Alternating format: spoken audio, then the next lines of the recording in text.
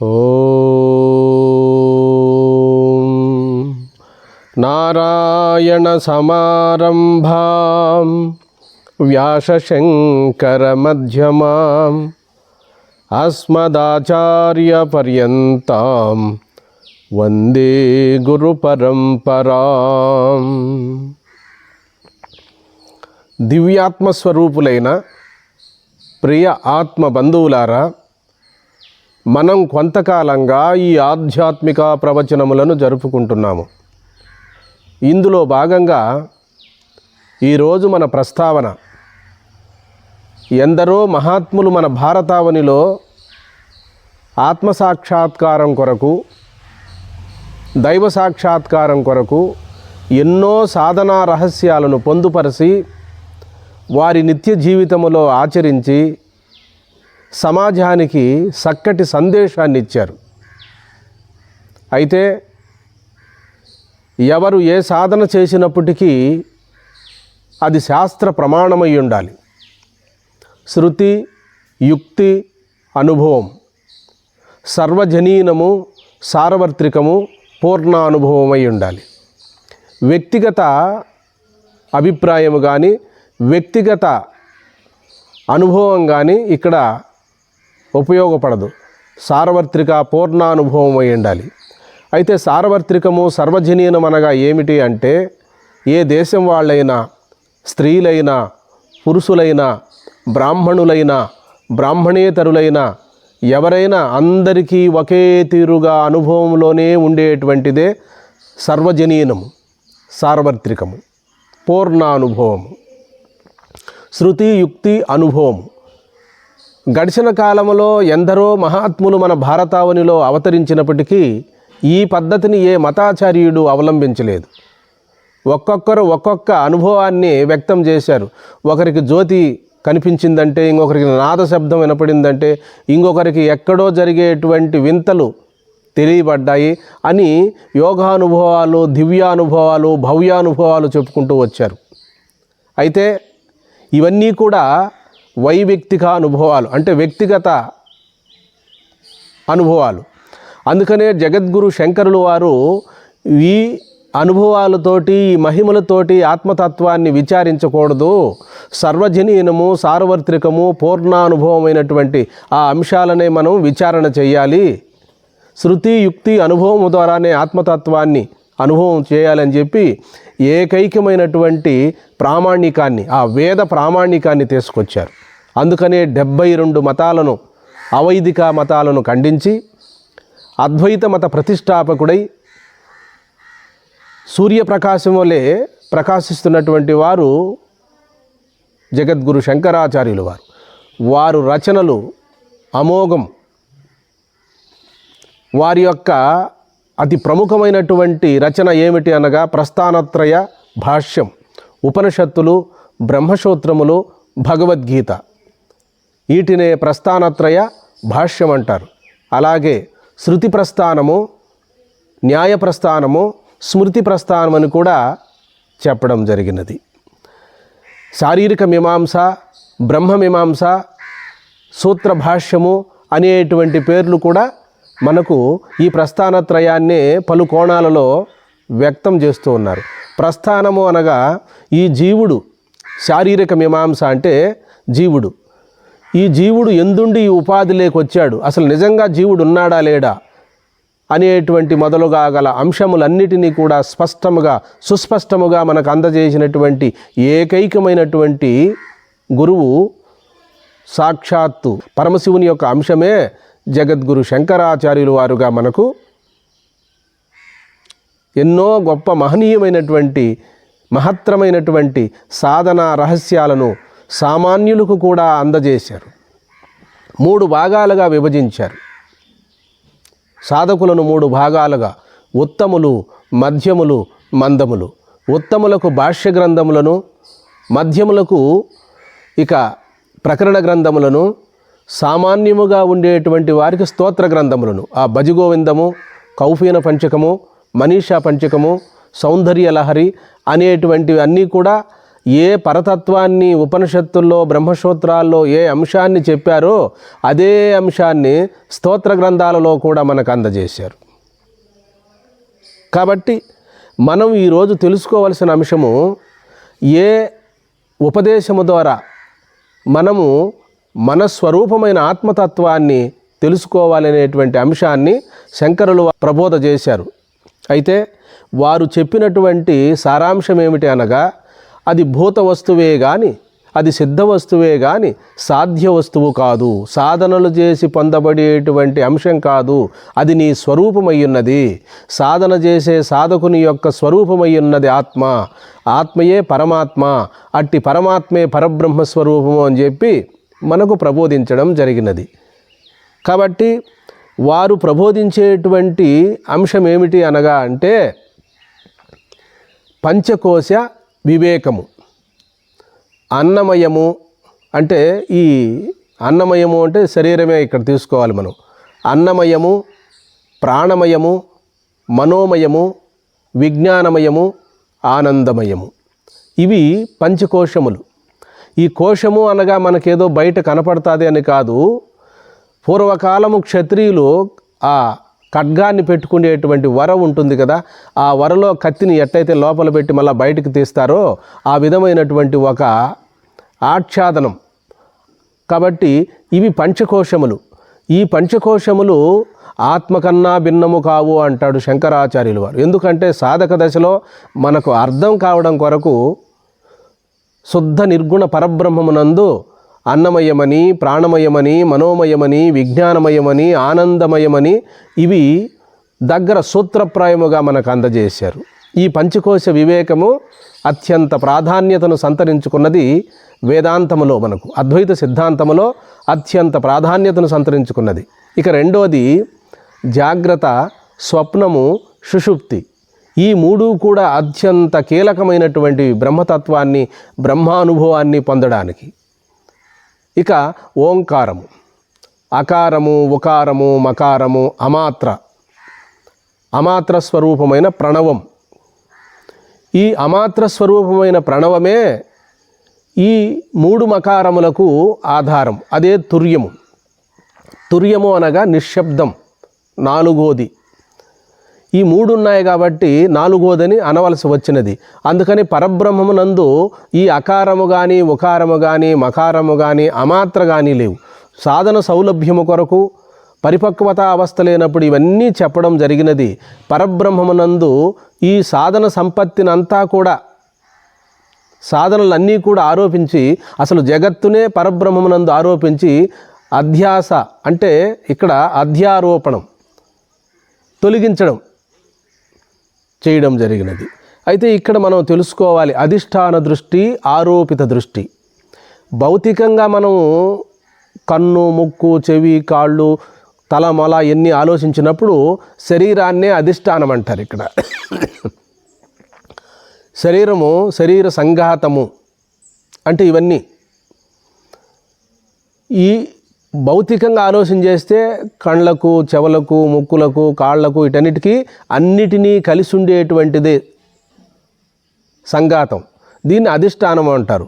ఆత్మదృష్టితో వేదాంత సిద్ధాంతం ప్రకారం విచారించినట్టయితే అధిష్టానం ఏది అంటే ఆత్మ చైతన్యమే, పరిపూర్ణ బ్రహ్మమే. ఆ బ్రహ్మమునందు జగత్తు, జీవుడు, ఈశ్వరుడు అనేటువంటివన్నీ కూడా ఆరోపింపజేసి చివరకు అధ్యారోప అపవాదం అంటే తోసేయడం, ఉన్నది బ్రహ్మము తప్ప రెండో పదార్థము లేదని బోధన సౌలభ్యము కొరకు, బోధన కొరకే ఇవన్నీ చెప్పడం జరిగినది. కానీ పరబ్రహ్మమును తెలుసుకోవడం కొరకు వేద ప్రమాణం రాలేదు. అజ్ఞానాన్ని తొలగించడమే ప్రమాణం. అజ్ఞానాన్ని తొలగిస్తే మిగిలింది పరిపూర్ణ బ్రహ్మమే. ఆ బ్రహ్మమును తెలుసుకోవలసిన అవసరం కూడా లేదు. నేను అని ప్రతిధ్వనిస్తూ ప్రతి ఒక్కరికి నిత్య అనుభవం అయి ఉన్నది. అందుకనే భగవాన్ శ్రీ రమణ మహర్షుల వారు ఎక్కడ కూడా ఇంత గొప్ప సబ్జెక్టు చెప్పలేదు. ఆయన ఏమన్నారు అంటే, నీవెవరో తెలుసుకొనుము. నీవంటే దేహం కాదు, నీవంటే మనసు కాదు, నీవంటే బుద్ధి కాదు, నీవంటే పంచకోశములు కాదు, నీవంటే జాగ్రత్త స్వప్న సుషుప్తి మూడవస్థలు కాదు. వీటన్నిటికీ ఏదైతే ఆశ్రయభూతమై ఏదైతే సమస్త సృష్టిని వీక్షిస్తూ తన్ను తాను తెలుసుకుంటూ ఉన్నదో అది ఏ పరిపూర్ణ బ్రహ్మము అని చెప్పి విచారణ చేయమన్నాడు. సదా ఆత్మనిష్టలో ఉండు నేననే అహంకారము అణుగుతుంది. నేననేటువంటి ఆ తలంపు, నేననేటువంటి మనసు ఎక్కడ పుట్టిందో అక్కడే లయము కావలెను. అదే ముక్తి, అదే బంధ విముక్తి. మనలో ఉన్న ఆత్మ అది దివ్యత్వము. మనలో ఉన్న ఆత్మ దివ్యత్వము. ఆత్మ యొక్క మొదటి నామము నేను అని చెప్పడం జరిగినది. కాబట్టి మనకు ఎవరైనా గడిచిన కాలంలో ఇంత సులభమైనటువంటి అద్వైత సిద్ధాంతాన్ని బోధించేవారు ఉన్నారా అంటే జగద్గురు శంకరాచార్యులు వారి తర్వాత భగవాన్ శ్రీ రమణ మహర్షుల వారే మనకు శరణ్యం. వారు అత్యంత సులభముగా, సరళముగా, సులభమైన వాక్యాలతో మనకు అందజేశారు. ఇక్కడ పంచకోశములు విచారణ పరిస్థితి చెప్పడం కానీ, ఇక్కడ అకార ఉకార మకారముల గురించి చెప్పడం కానీ, ఇక్కడ జాగ్రత్త స్వప్న సుషుప్తి 3 అవస్థలను చెప్పడం కానీ భగవాన్ శ్రీ రమణుల వారు ఎక్కువగా ప్రాధాన్యత ఇవ్వలేదు. ఎక్కువ ప్రాధాన్యత దేనికి ఇచ్చారు అంటే నేనెవరో తెలుసుకొనుము. నేననేటువంటి తలంపు ఎందుండి పొడముచున్నదో, ఎందుండి స్థితి పొందుచున్నదో, ఎక్కడ లయమవుచున్నదో ఆది మధ్యమము అంతమము గుర్తించిన జ్ఞానసాగరమైనటువంటి ఒక కెరటం మనసు. కెరటము లేచి తిరిగి మళ్ళా అక్కడే లయమవుతుంది. అదే శుద్ధమైనటువంటి స్ఫురణ. హృదయ కృహర మధ్యే అహం అహం అని స్ఫురిస్తూ ఉన్నది. ఆ అంశాన్ని గుర్తించగలిగితే నీవు జ్ఞానముగా మిగిలిపోతావు. నీయందే జాగ్రత్త, స్వప్నము, సుషుప్తి ఇవన్నీ కూడా నీయందే జరుగుతున్నవి అని చెప్పి భగవాన్ శ్రీ రమణ మహర్షుల వారు అత్యంత సరళమైనటువంటి భాషలో, అత్యంత సరళమైనటువంటి శైలిలో మనకు అందజేశారు. కాబట్టి జపము చేసినా, యోగము చేసినా, ప్రార్థనలు చేసినా, తీర్థయాత్రలకు వెళ్ళినా, ఎన్ని సాధనలు చేసినప్పటికీ కూడా నేనెవరో తెలుసుకోవాలి. నేననేటువంటి చైతన్యం ఉంటేనే కదా నేను ధ్యానం చేస్తున్నాను. నేననేటువంటి స్పృహ ఉంటేనే కదా నేను ప్రార్థన చేస్తున్నాను. నేననేటువంటి ఎరుక ఉంటేనే కదా నేను ఇంకొక కార్యాచరణ చేస్తున్నాను. నేను ఎవరు అనేటువంటి అంశాన్ని మనము స్మృతి పదములో ఉంచుకోవాలి. కాబట్టి కనపడేటువంటిది నామరూపాత్మకమైన ప్రపంచం. ఈ దేహము ప్రపంచము 2 పంచభూతములతో తయారైనటువంటిది. కాబట్టి దేహం వేరు కాదు, ప్రపంచం వేరు కాదు. నేను దేహిని. దేహం వేరు, దేహి వేరు. దేహి అనగా ఆత్మ, దేహము అనగా దహింపబడేటువంటిది. కాబట్టి ఏ రోజుటికైనా మనము ఈ సత్యాన్ని తెలుసుకోవాలి. జాగ్రత్త స్వప్న సుషుప్తులు 3 అవస్థల గురించి, పంచకోశములు, ఈ పంచకోశ వివేకం గురించి, అకార ఉకార మకారములను గురించి స్పష్టముగా మనము తెలుసుకోవాలి. సద్గురువుల ద్వారా తెలుసుకొని ఇప్పుడే ఇక్కడే విద్యాపరముగా, విద్య ద్వారా, ఆత్మానాత్మ విచారణ ద్వారా ఇప్పుడే ఇక్కడే సమస్త జీవులలో ప్రకాశిస్తున్నటువంటి పరమాత్మ, నా యందు ప్రకాశిస్తున్న పరమాత్మ 2 ఒకటేననేటువంటి సమ్యక్ దృష్టి మనకు కలగాలి.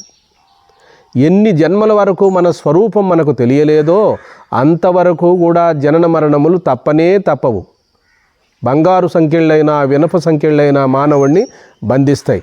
కాబట్టి జాగ్రత్త అవస్థలో విశ్వుడనేటువంటి నామము చేత వ్యాప్తి చెంది ఉన్నాడు. ఆ పరిపూర్ణ బ్రహ్మమే ఇక్కడ విశ్వుడు. అంటే పరబ్రహ్మ తత్వాన్ని తెలుసుకోవడం కొరకు ఈ జాగ్రత్త స్వప్న సుషుప్తి 3 అవస్థలను చెప్తూ 4వదైన తుర్యాన్ని కూడా చెప్పారు.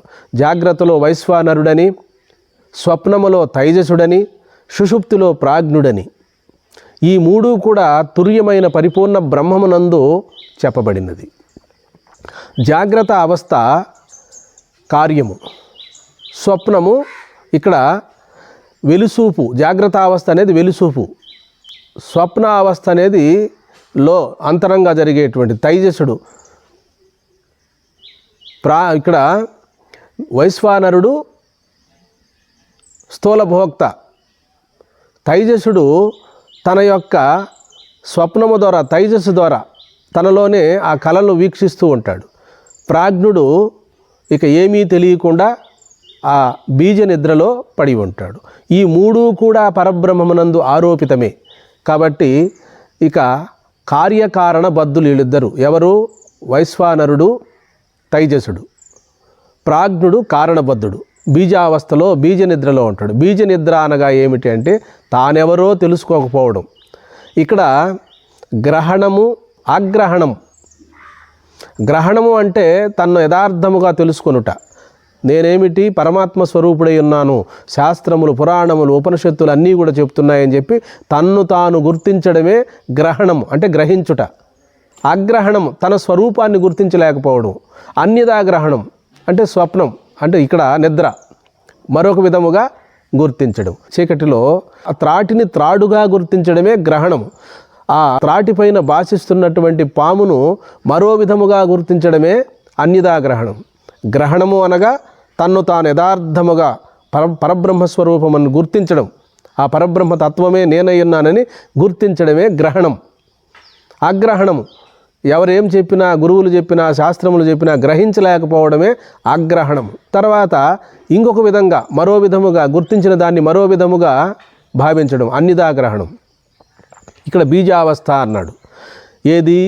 ప్రాజ్ఞుడు బీజావస్థ. ఏషః ఈశ్వరః సర్వేశ్వరః అంతరాత్మ అని చెప్పడం జరిగినది. ఈ ప్రాజ్ఞుడే విచారిస్తే సాక్షాత్తు తుర్యుడు, ఎవరో కాదు. తుర్యం అనేటువంటిది మూడవస్థల్లోనూ ఉన్నది, కానీ తుర్యమునందు మూడవస్థలు లేవు. ఇక్కడ చూడండి, సూక్ష్మంగా మనం గుర్తించాలి. తుర్యం అనేటువంటిది మూడవస్థలు లేకపోతే నాకు జాగ్రత్త తెలియదు, స్వప్నము తెలియదు, సుషుప్తి తెలియదు. అయితే ఇక్కడ అట్టి తుర్యము లేక ఇవేవి మూడవస్థలు పనిచేయవు. తుర్యమునందు మూడవస్థలు తోస్తూ ఉన్నవి, కానీ తుర్యములో మూడు లేవు అనేటువంటిది ఈ బీజ నిద్ర అన్నాం కదా. ప్రాజ్ఞుడు అజ్ఞాన దశలో ఆ అజ్ఞానానికి కూడా సాక్షిగా ఉన్నాననేటువంటి జ్ఞానాన్ని మనము గురువుల ద్వారా ఆ సూక్ష్మాన్ని గుర్తించాలి. ఏ చైతన్యం ఉండి నాకేమీ తెలియలేదు అంటున్నామో, ఏ చైతన్యం ఉండి నాకు జాగ్రత్త వచ్చింది అనుకుంటున్నామో, ఏ చైతన్యం ఉండి స్వప్న ప్రపంచాన్ని చూశాను అనుకుంటున్నామో, ఈ మూడవస్థల్లో కూడా సాక్షి చైతన్యం లేక జరగదు. కాబట్టి ఈ అంశాలన్నీ కూడా మనం సూక్ష్మంగా తెలిసినటువంటి ఆగమ విధులైనటువంటి సద్గురువుల ద్వారా తెలుసుకోవడమే సాధన, కానీ మరి వేరు సాధన కాదు. జ్ఞానమే సాధనము. ఆత్మానాత్మ విచారణే అన్నిటికీ పరాకాష్ట. కాబట్టి ఇక్కడ బీజ నిద్రలో ప్రాజ్ఞుడు ఉన్నారు అన్నారు కదా. ఈ బీజ నిద్ర అంటే ఏమి? అజ్ఞానము, అవిద్య. అందుకనే దయాళువైనటువంటి సద్గురుమూర్తి, నాయనా నీవు అనాది అవిద్యా మోహనిద్ర నుండి నిద్రపోవుచున్నావు. నీవు సాక్షాత్తు పరబ్రహ్మస్వరూపుడివే గాని అన్యము కాదు. నీ యందు జాగ్రత్త కానీ, స్వప్నము కానీ, సుషుప్తి కానీ లేవు. నీవు బహుజన్మల నుండి ఇలా వాసనలతో నేను వేరు, దేహం వేరు అనేటువంటిది లేక మర్చిపోయి నేనే దేహం అనుకుంటున్నావు. చైతన్యమే నేననుకోలేక కనిపిస్తున్న జడాన్నే నేను అనుకుంటున్నావు. కాబట్టి అనాది అవిద్యా మోహనిద్ర నుండి లే అని చెప్పి వెన్ను తట్టి లేపి, నీవు సచ్చిదానంద స్వరూపమైనటువంటి పరబ్రహ్మస్వరూపుడివి, నీవు అజము, ఏకాత్మ ప్రత్యయసారము, మూడవస్థల్లో ఉన్నది కూడా నీవే, నీకన్నా రెండోది లేదు, నీవు తుర్యస్వరూపం అని చెప్పి ఏకాత్మ ప్రత్యయసారం బోధిస్తాడు. ఇక్కడ మనకు మూడవ ఏకాత్మ ప్రత్యయసారం స్వప్నముగా ఉన్నది అదే, జాగ్రత్తగా ఉన్నది అదే, సుషుప్తిగా ఉన్నది కూడా అదే. అన్నిటిలో కూడా ఉన్నది ఒకే ఒక ఆత్మస్వరూపము, అదే తుర్యము.